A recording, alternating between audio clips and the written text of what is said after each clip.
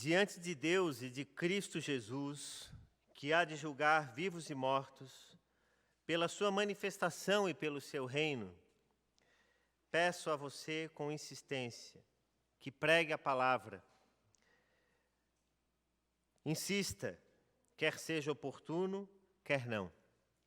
Corrija, repreenda, exorte com toda paciência e doutrina.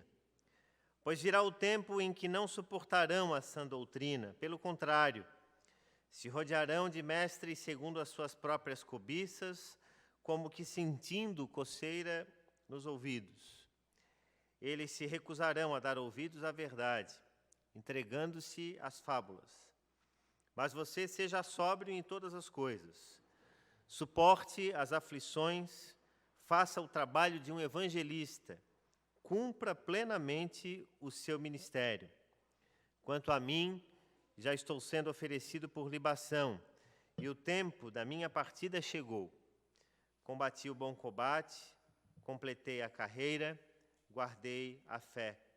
Desde agora me está guardada a coroa da justiça, que o Senhor, reto juiz, me dará naquele dia, e não somente a mim, mas também a todos os que amam a sua vinda. Vamos orar mais uma vez, ó Deus, a Tua palavra foi lida e com reverência nos colocamos diante dela, suplicando a iluminação do Teu Espírito. Ajuda-nos, ó Pai, orienta-nos, assim te pedimos humildemente em nome de Cristo Jesus. Amém. O apóstolo Paulo escreve essa epístola, essa carta ao jovem pastor Timóteo, às portas de ser condenado à morte. E o tema central dessa mensagem, dessa missiva, dessa carta que ele escreve, é esse: prega a palavra. Prega a palavra. E quando a gente fala em pregação, a impressão que muitas pessoas têm é de que a pregação é algo restrita aos pastores, aos ministros, aos presbíteros, ou àqueles que se dedicam com exaustão a essa prática. Mas muitas vezes nos esquecemos, e a igreja esquece, do mandamento de Jesus a todos os seus seguidores, de ir por todo o mundo e pregar o evangelho a toda criatura. Especialmente aquilo que nós encontramos em Atos 1:8, mas recebereis poder ao descer sobre vós e sereis minhas testemunhas, tanto em Jerusalém como em toda a Judéia e Samaria e até os confins da terra. Ou seja, a grande comissão que Jesus passa, ela não é designada apenas para alguns poucos, mas para todos aqueles que creem no nome de Jesus, aqueles que são chamados em Cristo Jesus. E a pregação, ela não é algo que você faça exclusivamente com as palavras. Eu estou cada dia mais convicto disso. Especialmente no tempo, no mundo que a gente vive, em que tão facilmente surgem pessoas que, com eloquência, vendem qualquer coisa. Na verdade, o nosso tempo é um tempo assim em que você vende mais do que nunca aquele velho adágio, né? Gato por lebre. Isso nunca teve tão claro no tempo que a gente vive. E a palavra também, sob muitos aspectos, ela tem sido transformada em moeda de mercado, em moeda de troca. E ela, sobre muitos aspectos também, ela vai buscar atender a conveniência dos seus ouvintes. Mas não é assim. Eu não creio assim porque quando eu leio a Bíblia, quando me deparo com a Bíblia, com aquilo que a Escritura expõe, ela me mostra que, na verdade, o Evangelho que eu leio, que nós lemos, ele deve nos inquietar, ele deve nos movimentar. Ele deve mexer com a nossa vida como um todo. E se, porventura, alguém leia o Evangelho e, de alguma forma, não tenha as suas motivações, a sua vida modificada, é porque aquele evangelho de fato não está agindo como deveria na vida daquela pessoa. Então o apóstolo Paulo, sabendo disso, orienta, entre muitas outras coisas, a urgente necessidade do jovem pastor Timóteo pregar a palavra. E a pregação da palavra, como disse, ela é algo urgente e imperativo nos nossos tempos. E mais do que nunca nós precisamos de pessoas, de homens e mulheres que conheçam a palavra e que muito mais do que usar as palavras, essas pessoas transformem as suas vidas em verdadeiras pregações. Porque a palavra ela deve falar muito mais por aquilo que nós fazemos do que por aquilo que nós falamos. Paulo, portanto, sabia que em breve ele teria sua vida ceifada. Mas ele tinha uma convicção muito clara diante dele. Ele havia completado com êxito a carreira que lhe tinha sido proposta. Por isso que lá no versículo 7 ele diz: combati o bom combate, completei a carreira, guardei a fé. Versículo 8: desde agora me está guardada a coroa da justiça, que o Senhor, reto juiz, me dará naquele dia, e não somente a mim, mas também todos os que amam a sua vinda. Ou seja, todos aqueles que esperam que Jesus um dia retorne.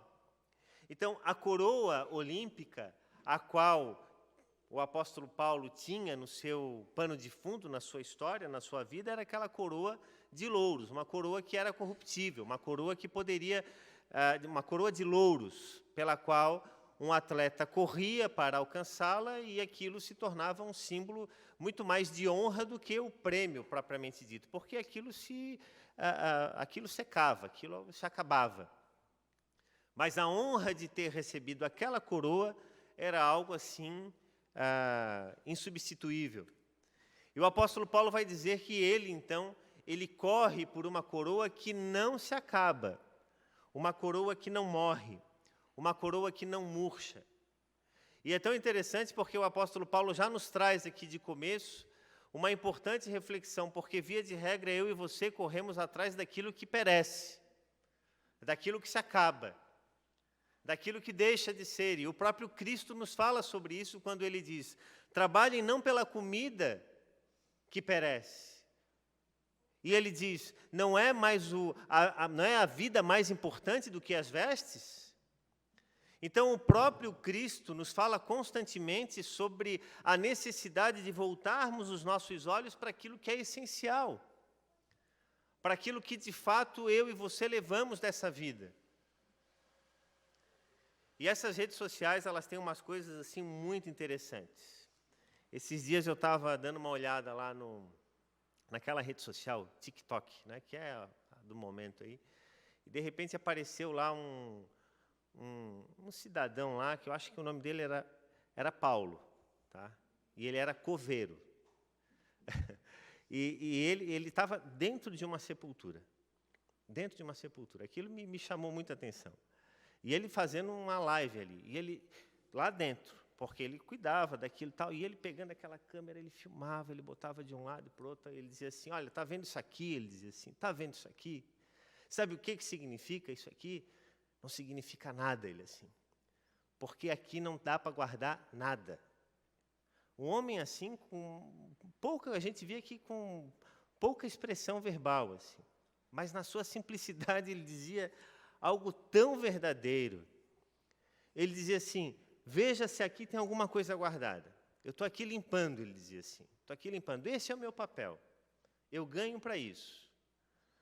Mas toda vez que eu entro num lugar como esse, eu fico pensando: olha aí, para que tanta correria nesse mundo maluco que vivemos, ele dizia assim, para chegar depois aqui e você não poder ter nada. Eu só peguei essa fala dele. Mas aquilo bateu tão fundo dentro de mim, que eu fiquei pensando: puxa, olha só, olha que verdade tão básica, mas tão profunda sobre a existência. E o apóstolo Paulo está falando aqui para Timóteo, dizendo o seguinte, que ele estava por completar a carreira e estava para ganhar uma coroa que não se corromperia, que não acabaria. E ele então passa a falar para o jovem pastor Timóteo sobre algumas coisas que são imprescindíveis àquele que está em Cristo Jesus. Tanto que no final do versículo 7 ele diz: e não somente a mim, mas também a todos aqueles que amam a sua vinda. Ou seja, o apóstolo Paulo, ele alarga o seu discurso dizendo que todos aqueles que aguardam a vinda de Jesus ao mundo também devem desejar viver dessa forma. Então, esse prega a palavra é algo assim pontual e imperativo. Observe que no versículo 5, nós encontramos, no versículo 2, nós encontramos 5 imperativos. O primeiro deles é prega, o segundo é insta, o terceiro é corrige, o quarto é repreende e o quinto é exorta. Você vê ali 5 imperativos que são imprescindíveis à fé cristã. E quando olhamos a palavra, nós sempre temos que perceber que ela tem que vir ao nosso encontro dessa maneira. A palavra ela deve vir ao nosso encontro através da pregação. E, via de regra, é de onde nós nos alimentamos. Não apenas aqueles que são membros da igreja, mas os pastores também precisam se alimentar. Porque nós somos todos juntos ovelhas de um mesmo rebanho. Então, pastores também se alimentam. E esse texto aqui é sempre um alimento para a minha alma, de 2 Timóteo, porque Timóteo era um pastor jovem, né? E isso me alegra ainda mais, porque Timóteo tinha por volta de 40 anos, e isso, quando fala jovem, eu fico assim, feliz da vida, pensando que é isso mesmo, né? Ele era um jovenzinho. Mas veja, que maravilha de conteúdo, de significado. Pregue a palavra, insta, corrija, repreenda, exorte. Pregar, isso Paulo fez com eloquência e com profundidade. Não fez isso de maneira rasa. Instar significa estar sempre pronto a advertir, a chamar a atenção sobre algo. Corrigir, convocar. E aí? Isso é correto? Isso é justo? Isso é verdadeiro? Repreende, no sentido de advertir. Exortar, que também pode, sob muitos aspectos, falar e significar conforto, né? E também advertir. É interessante porque são expressões que, sob muitos aspectos, são sinônimas, né? Elas também trazem para a gente essa importante necessidade e a base do Evangelho, que é isso. Ou seja, o Evangelho ele vem ao nosso encontro e nos chama a atenção para uma novidade de vida. João Calvino, quando fala sobre a pregação, ele diz coisas importantes a respeito dela, quando afirma: Deus é o autor da pregação. Isso ele fala numa de suas obras mais importantes, que é as Institutas da Religião Cristã.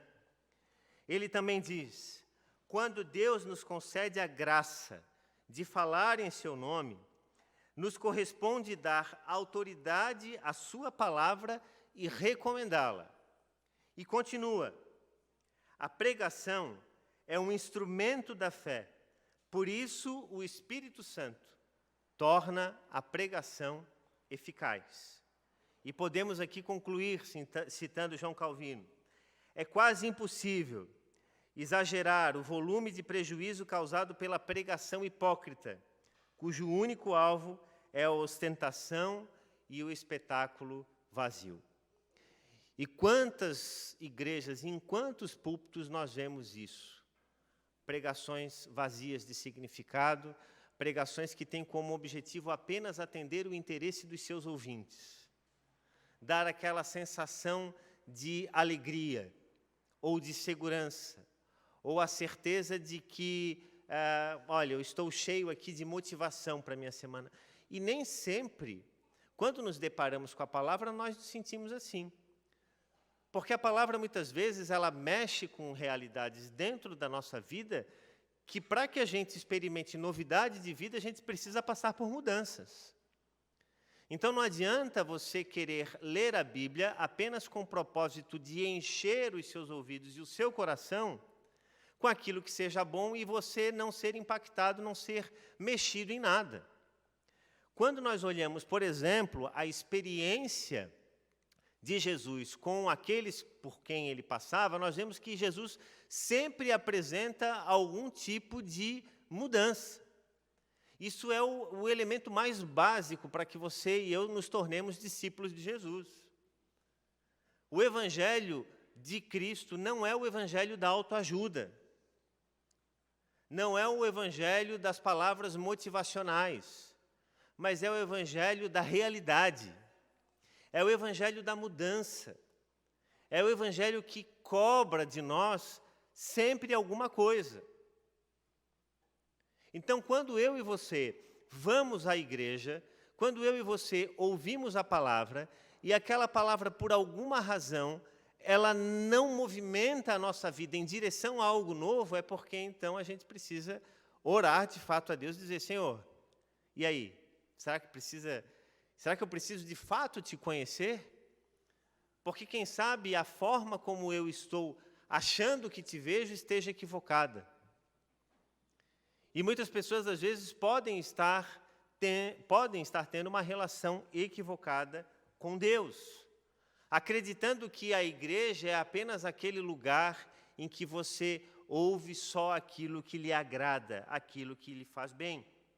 Então, perceba, em primeiro lugar, no versículo 2, retomo o tema dessa mensagem, prega a palavra. E pregar a palavra significa pregar o Evangelho de Jesus e não as ideias dos homens. E uma das coisas mais importantes que a gente precisa retomar isso no nosso tempo é a prática da pregação do Evangelho de maneira pura e simples. Como disse, muitas igrejas têm se tornado púlpitos de autoajuda. Muitos pastores têm se tornado verdadeiros coachings. E nós não fomos chamados para isso. A igreja não serve para isso. A igreja não é o lugar em que vem todo mundo aqui, berra ao mesmo tempo, faz um monte de barulho e sai assim, nossa, o negócio hoje aqui foi tremendo. Isso não existe. Você não encontra em nenhum lugar no Evangelho isso. Você não encontra na experiência de fé nada que mostre, que aponte essa avalanche de novidades que a gente vê nos dias de hoje. Homens e mulheres em transe, gritando, dando pulos. Não que a alegria do Senhor não nos traga isso, mas até que ponto isso representa de fato uma alegria no Senhor? Tudo tem o seu devido lugar. Talvez alguns escutem isso que eu esteja dizendo agora e digam, pô, mas será que o pastor não está sendo assim meio tradicional? De modo algum, né? Eu trabalho com jovens e uma das coisas que a gente mais faz nos retiros é pular. Eu creio muito nisso. Eu pulo com a minha filha direto. Às vezes a Renata tem que chamar a minha atenção, porque às vezes eu faço mais barulho em casa do que a Ana Luísa.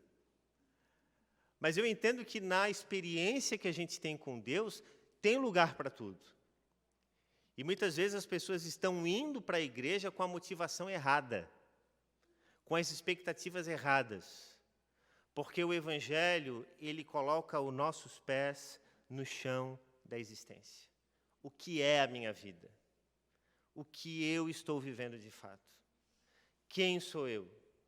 O que eu preciso mudar? O que eu preciso deixar de fazer? Se o Evangelho não nos traz essas reflexões, é porque, de fato, nós precisamos rever até mesmo a nossa condição de discípulos de Jesus. Somente a palavra de Deus, ela é suficiente para corrigir, repreender, exortar pessoas, homens e mulheres, para a salvação.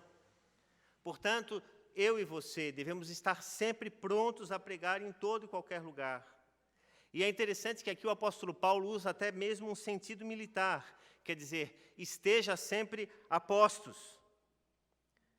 Timóteo devia alcançar o seu mundo para Deus, não como um prosélito, não como alguém que é intransigente e podemos até dizer, às vezes considerado chato, né? E lá vem ele com aquele discurso dele. Vamos sair aqui, vamos fazer de conta que a gente não está vendo que ela está chegando ou que ele está chegando. Sempre vem com aquele papo de igreja. Então você tem que se aproximar das pessoas e deixar que o Evangelho fale através de você. Isso é a verdadeira pregação do Evangelho. E claro, se você tiver a oportunidade de transformar aquele momento, no momento de partilha, e testemunhar a graça de Deus e o favor de Deus na sua vida, faça. E é isso que o apóstolo Paulo diz para Timóteo: pregue, faça isso, seja oportuno ou não. Ou seja, muitas vezes, o evangelho pode ser pregado até de maneira inoportuna para alguns, mas é necessário. A segunda coisa que esse texto nos traz em reflexão é justamente essa última frase que eu falei: quer seja oportuno, quer não. Então, por causa da certeza de que Deus assiste-nos e vê tudo aquilo que fazemos ao longo da nossa vida, nós devemos ter esse comprometimento de transformar o evangelho em ações diárias do nosso viver. Portanto, a pregação deve ser algo vivido por nós em todo lugar e sobre todas as condições. O cristão, ele deve considerar que todo momento é uma oportunidade para se falar de Jesus. Na época de Timóteo, por exemplo, era comum encontrar os chamados sofistas, que surgiram na Grécia por volta do ano 5º a.C. Eles viajavam, esses sofistas, de cidade em cidade, e eles eram muitas vezes pagos para vencer disputas retóricas. Eles transmitiam, os sofistas, muito conhecimento. Eles tinham, mas, via de regra, era um conhecimento superficial, não era aprofundado. Então, por isso mesmo que o apóstolo Paulo chama a atenção de Timóteo dizendo isso: olha, cuidado, porque muitos desses que você vai falar, às vezes eles se recusarão a dar ouvidos à verdade, entregando-se às fábulas. Mas você seja sóbrio e vigilante em todas as coisas, suporte as aflições, faça o trabalho do evangelista, cumpra plenamente o seu ministério. Olha o que diz, por exemplo, o versículo 3. Virá um tempo em que não suportarão a sã doutrina, pelo contrário, se rodearão de mestres segundo as suas próprias cobiças, como que sentindo coceira nos ouvidos. Olha que interessante isso. As pessoas, elas tendem a se aproximar daquilo que lhes agrada. E aquilo que lhes incomoda é como se, não, isso não é para mim, está muito duro isso daí. É claro que o evangelho é o evangelho da graça. E a gente nunca pode perder de vista isso. Por outro lado, eu tenho visto também muitos pregadores que são tão duros no púlpito, tão duros, que eu não sei como é que esses homens e mulheres vivem com Jesus, sinceramente. Então você encontra os extremos. E eu acho que o tempo que a gente vive é um tempo que exige moderação, irmãos e irmãs. Moderação. Porque hoje em dia o nosso tempo é o tempo do tudo ou nada. Ou você é muito duro ou você é muito aberto. E a moderação é uma prática que deve ser conhecida por nós e vivenciada por nós. A nossa moderação deve ser testemunhada no mundo que a gente vive. Por outro lado, muitos pregadores do nosso tempo têm também procurado transformar o evangelho, a pregação da palavra, púlpitos de igreja, das igrejas, em lugares de relativismo. Especialmente quando se fala no evangelho mais social, mais aberto, mais conectado com as pessoas. Gente, não existe essa do nosso tempo de apresentar um evangelho mais social. Não existe isso. O exemplo que a gente tem é o exemplo de Jesus. Não teve pessoa que viveu isso de maneira mais integral do que Jesus. Ele cumpriu a lei, mas caminhou com as pessoas também que eram mais rejeitadas na sociedade. Ele não se apoiou em filosofias, ele não precisou mudar o português dele, ele não precisou fazer absolutamente nada, se bem que Jesus falava em hebraico, é evidente, mas o que eu estou querendo dizer aqui é que você não precisa mudar o seu português. O fato é que, hoje em dia, as pessoas, na tentativa de se aproximarem dos outros, muitas vezes fazem coisas que não são condizentes com aquilo que está na Escritura. E acreditam que pelo seu falar, pela sua expressão verbal ou pela sua colocação, as suas conjugações, isso pode, de alguma forma, aproximar as pessoas. Em primeiro lugar, que é o seguinte, não é a pregação que converte as pessoas, é o Espírito Santo de Deus em Cristo Jesus. O pregador, ele é só um instrumento. Semana passada nós falamos aqui sobre Cornélio. Cornélio foi chamado ao arrependimento antes de ouvir o Evangelho. Ele teve uma revelação de Deus, lá em Atos 10. Um anjo do Senhor se revela a Cornélio e diz que as orações dele haviam sido ouvidas diante do trono de Deus. E as contribuições, as esmolas que ele dava. E então, a partir daí, o anjo disse, manda que alguns dos teus homens, ou manda emissários para que vão até a casa de Simão, e lá vão encontrar um outro Simão, Pedro, que vai te dizer tudo o que tu deves fazer. Então, a pregação, ela veio depois do Espírito ter agido na vida de uma pessoa. Então, você nunca pode, eu também não posso crer que aquilo que eu falo vá converter as pessoas. Eu sou apenas um instrumento. Porque quem age na vida de uma pessoa é o Espírito Santo de Deus. E é no tempo de Deus, é na forma de Deus. Então, muitas vezes, as pessoas elas ficam anos, mas a gente já fez de tudo, fulano não vem para a igreja, eu não sei o quê, e o que a gente vai fazer? Pregue a palavra. Porque a igreja tem que se abrir mais. O que tem que abrir? O que o púlpito deve mudar? O Evangelho é o mesmo, desde sempre. Jesus disse, passará o céu e a terra, porém as minhas palavras não passarão. Então, o que fica é o Evangelho, e é isso que converte as pessoas, é isso que modifica as pessoas, é a palavra de Deus, é o Verbo que se fez carne, Jesus, através do Espírito Santo, que muda o coração das pessoas.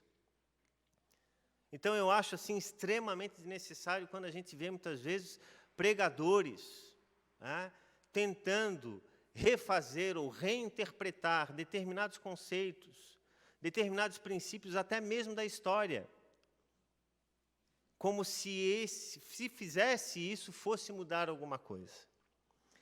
O que a gente precisa, irmãos e irmãs, mais do que nunca no nosso tempo, é de uma pregação pura, simples e verdadeira do Evangelho. Apenas isso. Porque as necessidades do ser humano, elas continuam as mesmas, desde sempre.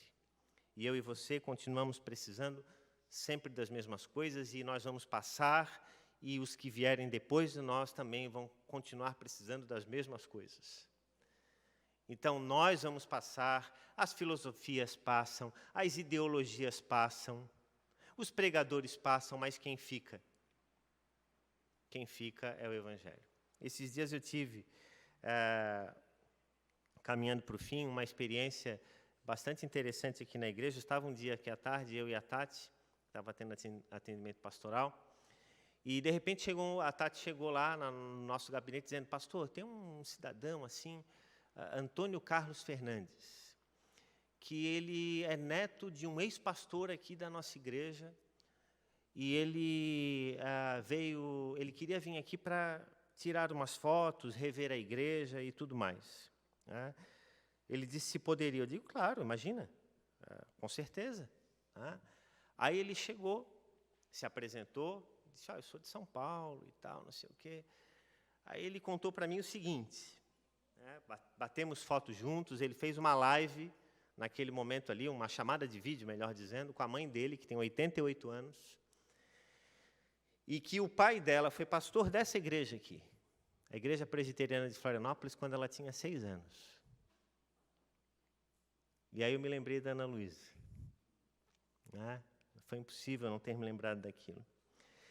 E o Antônio Carlos, o nome do pastor é o pastor, deixa eu ver aqui, Joaquim Alcântara Ferreira dos Santos. Sabe quando que ele foi pastor aqui da igreja? Entre 1939 e 1947. Olha só, coisa recente, né? Ninguém aqui conheceu ele. Não, né? Ninguém aqui conheceu ele. Talvez a dona Célia, né? Não a Selma, né, Valtinho? O Valtinho já querendo comprometer a Selma. Dona Célia. Ah, tá bom. Veja bem, está sendo gravado isso aqui. Depois vai aí cair na internet e aí vai dizer que é o pastor que está dizendo que é a Selma, né? Não, a Dona Célia está com 90 anos, né? Então, mas era uma menina também, né? Talvez brincaram juntas aí. E aí ele contando a história, né? A mãe dele, parece que cantou, inclusive, ou tocou na orquestra de São Paulo, né? do estado de São Paulo. Ele escreveu livros, e, enfim. Aí eu fiquei pensando assim, o que é o Mateus? Aí eu me ponho ele diante daquela galeria ali, vejo todo aquele período ali, né? O que sou eu diante disso aqui? Nada. E aí então eu dou as costas e continuo a fazer aquilo que eu devo fazer. Pregar a palavra. Porque na verdade é isso, irmãos. Nós não somos nada. O tempo passa, os dias se vão e fica. Provavelmente um dia gerações à frente virão e nós seremos apenas uma lembrança, uma memória. Assim como tantas pessoas que nós amamos se foram. E, portanto, fica essa mensagem do apóstolo Paulo para nós. Prega a palavra, insta, quer seja oportuna, quer não precisa mudar, não precisa inventar, não precisa adoçar a mensagem do Evangelho, porque ela já é assim por si só. Basta que a gente tenha apenas um coração entregue e sincero na presença de Deus. E o Senhor, com certeza, haverá de agir e nos usar segundo o conselho da sua vontade. Que Deus nos ajude e nos desafie a viver esse Evangelho cada dia mais. Amém?